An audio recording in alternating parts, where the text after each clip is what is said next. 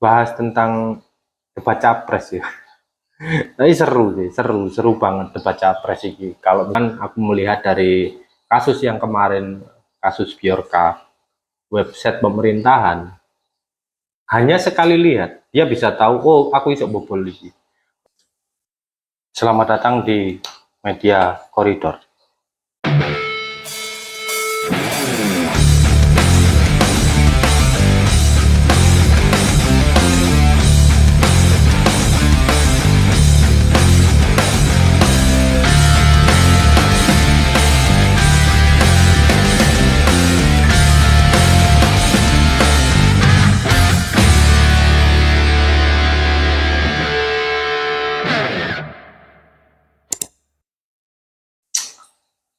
Masih dengan saya Dorif. Sedikit cerita ya. Jadi Desember kemarin, konten terakhir aku membahas tentang judi slot.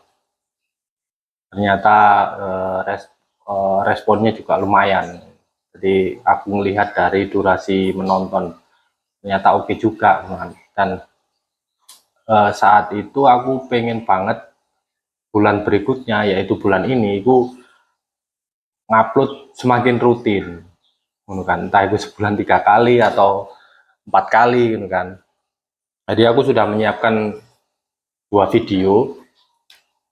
video yang seharusnya memang langsung diupload, cuman aku tahan dulu karena ada beberapa kesibukan, ngurus bla bla bla, dan ada beberapa bisnis yang harus saya jalankan. Jadi otomatis waktunya tak buat untuk prepare bisnis yang akan saya jalankan ini, kan?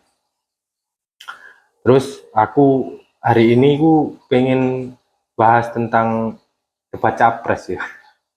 Tapi seru sih, seru banget debat capres ini. Kalau misal aku melihat dari sudut pandang mainan, itu seru banget. Jadi aku pengen menunjukkan ini loh cara saya menilai capres dan yang bakalan saya pilih, kriterianya seperti apa. Jadi pemilih itu penting untuk memilih pemimpin. Tapi sebagai orang yang bersudut pandang semua ini hanya mainan, gitu kan. Jadi aku pasti melihatnya dari sudut mainan, apapun itu, entah itu politik atau bisnis atau apapun, ya aku selalu melihatnya dari ini cara bermainnya seperti apa. Nah, debat capres kemarin itu aku memposisikan otakku itu sebagai ini orang, para paslon ini bermainnya seperti apa. uh, yang terakhir kan cawapres bahas tentang pangan, terus pupuk, kayak alam dan seterusnya. Dan menurutku di situ semuanya sangat lucu, kan. Jadi kalau main catur kan serang-serangan ya. Yang terjadi di cawapres kemarin serang-serangan. Ya aku nggak pengen membahas lebih detail lagi, cuman ya namanya juga permainan, pasti ada serangan, kan. Nah, tapi yang jadi pilihan saya, eh, dari segi mainan dan latar belakang saya sebagai orang IT, otomatis saya lebih concern ke teknologi. Jadi kalau misal para capres ini ngomong tentang teknologi, aku pasti mendengarkan dengan seksama. Sejauh mana mereka ingin serius dengan teknologi, kan? Kalau misal kita main game, entah itu game Dragon Nest atau GTA, pasti kita memilih karakter, ya kan? Kita memilih karakter yang apa yang kita suka. Nah, setelah kita memilih karakter, otomatis kita baca tuh skillnya apa, ininya apa, bla bla bla, kan. Kita baca semua dan mana yang cocok. Itulah karena aku adalah berbackground tentang IT, otomatis aku bakalan lebih fokus ke IT. Jadi siapa dari capres tersebut yang sangat serius untuk membahas tentang teknologi. Dari debat-debat yang kemarin-kemarin, ya sayang sekali untuk di teknologi menurutku masih kurang apa ya?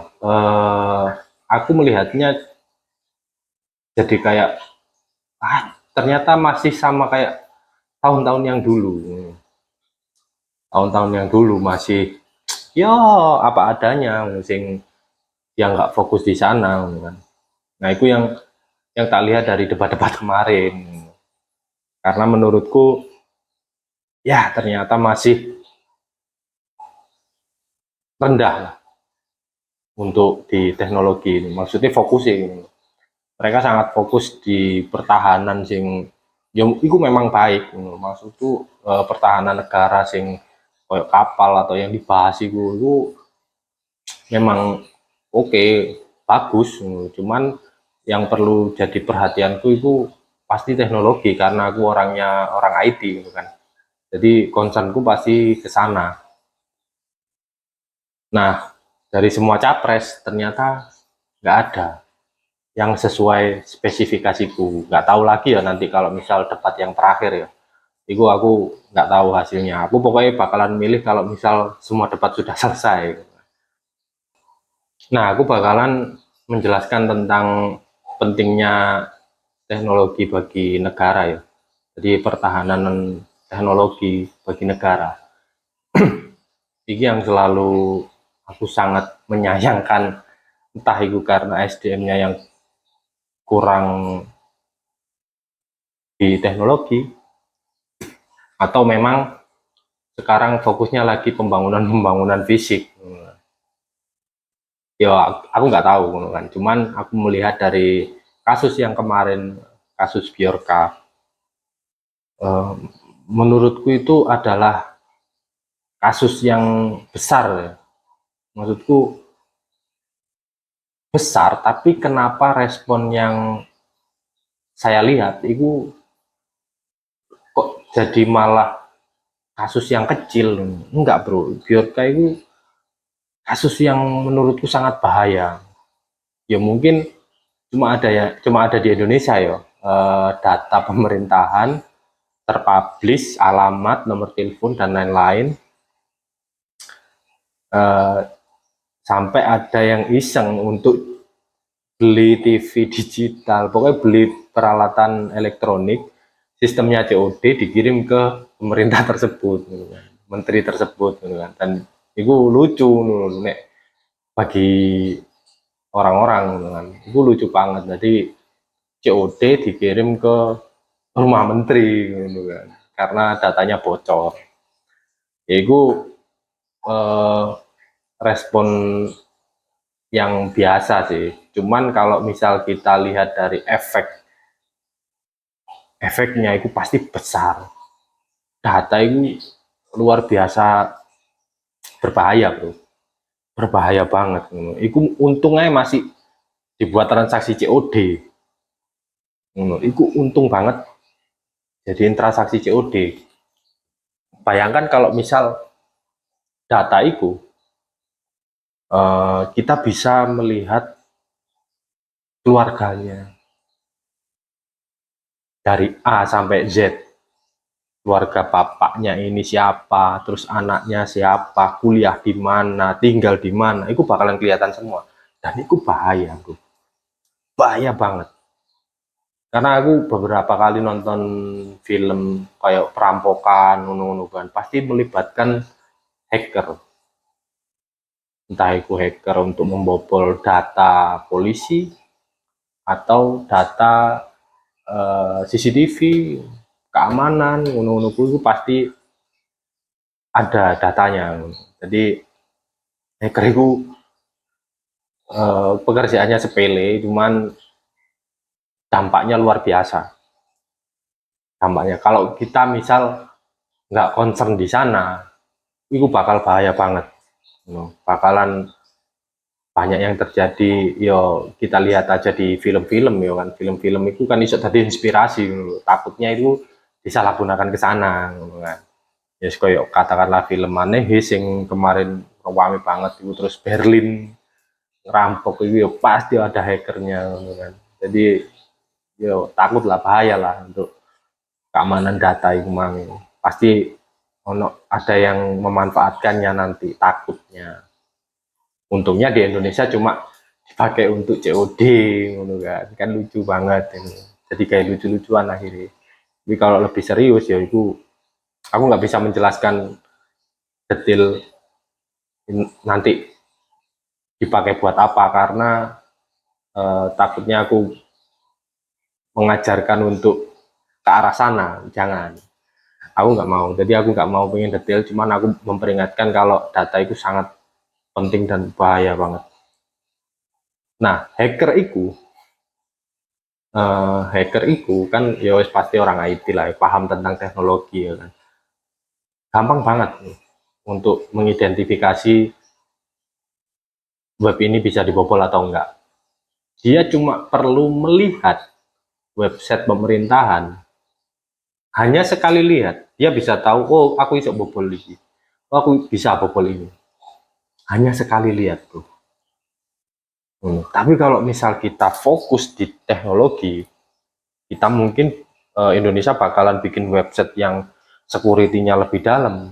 Hacker pasti ngomong, oh kita coba masuk ya, bukan sekali lihat. Selama ini website pemerintahan pasti hacker, aku jamin ya, sekali lihat pasti ngomong, oh aku bisa bobol. Tapi kalau misal dipelajari, oh kita pelajari dulu, aku masuk ya, nah itu dia baru concern di pertahanan data. Cara membandingkannya itu gampang banget untuk website ya. Kita lihat aja perusahaan-perusahaan besar kan. Perusahaan besar itu sing duitnya akeh ya, sing perusahaan global. Kita lihat websitenya kita bandingkan website pemerintahan. Nah kalau misal jauh, oh aku jamin orang awam pun pasti tahu kalau ini website murah. Investasi ke teknologi itu pasti sedikit. Aku yakin karena hasilnya orang-orang IT pasti tahu website itu dikerjakan dengan harga berapa, itu pasti tahu. Kalau misal harganya minim ya pasti hasilnya seperti itu. Orang IT pasti tahu lah kayak ngono-ngono. Terus kalau misal di aplikasi ya, kita lihat aja aplikasi-aplikasi kayak Shopee, terus aplikasi PLN, mungkin teman-teman di sini ada yang PLN. Ya kita lihat aja dari tampilan, dari icon, dari lemot atau enggaknya, itu semuanya itu bisa terukur berapa harga untuk pembuatan aplikasi itu bisa diukur. Kalau Shopee kan otomatis ya oke lah, bentuknya warnanya juga sesuai, kombinasinya juga sesuai gitu kan. Nah, menurutku yang tampilannya mungkin itu ambil dari tahun 2010 ya dipakai di PLN. Nah, itu ya aku nggak tahu investasinya untuk di ranah teknologi ini seberapa serius. Aku nggak pernah mengira sih, cuman dari pengamatanku masih belum serius dari teknologi kan. Karena teknologi itu bicara bahasa mesin, bukan mesin-mesin gede ya, bahasa mesin, bahasa robot. Gitu. Jadi kita pasti bisa mengidentifikasi ini seberapa mahal, harganya seberapa serius gitu, kita pasti tahu. Jadi saya Dorif, sampai jumpa di video berikutnya. Terima kasih sudah menonton. Dah.